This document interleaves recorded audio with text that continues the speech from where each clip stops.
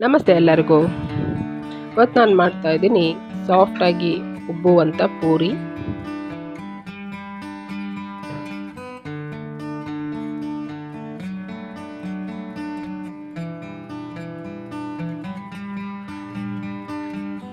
ಪೂರಿ ಮಾಡೋದಕ್ಕೆ ನಾನು ಗೋಧಿ ಹಿಟ್ಟು ತೊಗೊಂಡಿದ್ದೀನಿ.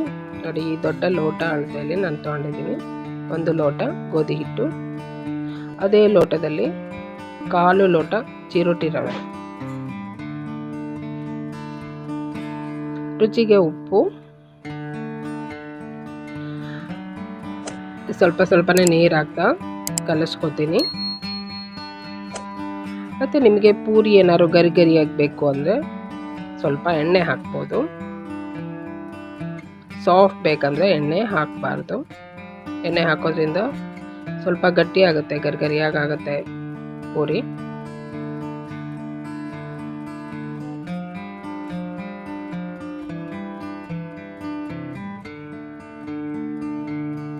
ನೋಡಿ, ಈ ರೀತಿ ಕಲಿಸ್ಕೋಬೇಕು. ತುಂಬ ಗಟ್ಟಿನೂ ಅಲ್ಲದೆ ತುಂಬ ಮೆತ್ತಗೂ ಅಲ್ಲದೆ ಈ ರೀತಿ ಕಲಿಸ್ಕೊಂಡು ಸ್ವಲ್ಪ ನಾದ್ಕೊಂಡು ಒಂದು 10 ನಿಮಿಷ ತೆಗೆದಿಡಬೇಕು. 10 ನಿಮಿಷ ಇಟ್ಟರೆ ಸಾಕು, ತುಂಬ ಹೊತ್ತಿಡೋದೇನು ಬೇಡ.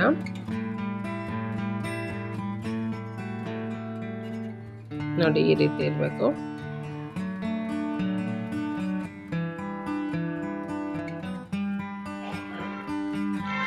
ಒಂದು 10 ನಿಮಿಷ ನಂತರ ಇನ್ನೂ ಸ್ವಲ್ಪ ಸಾಫ್ಟ್ ಆಗುತ್ತೆ ಇದು ಹಿಟ್ಟು.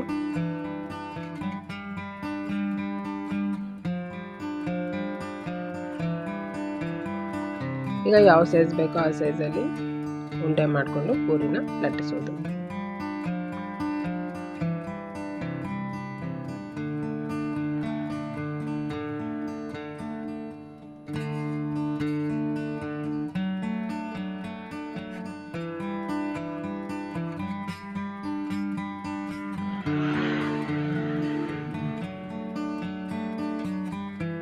ತುಂಬ ತೆಳು ಅಥವಾ ತುಂಬ ದಪ್ಪನೂ ಲಟ್ಟಿಸಬಾರ್ದು.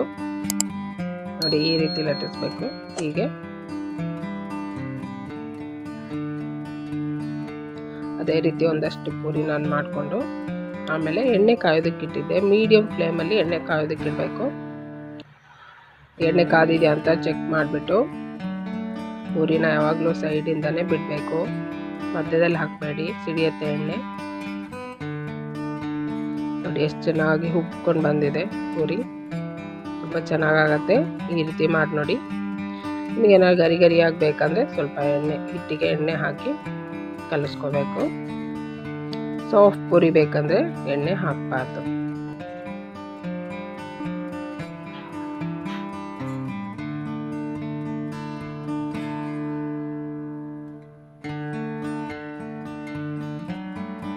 ಈಗ ಸಾಫ್ಟಾಗಿ ಉಬ್ಬುವಂಥ ಪೂರಿ ರೆಡಿ ಇದೆ. ನನ್ನ ವಿಡಿಯೋ ಇಷ್ಟ ಆದರೆ ಲೈಕ್ ಮಾಡಿ, ಶೇರ್ ಮಾಡಿ, ಸಬ್ಸ್ಕ್ರೈಬ್ ಮಾಡಿ. Thank you.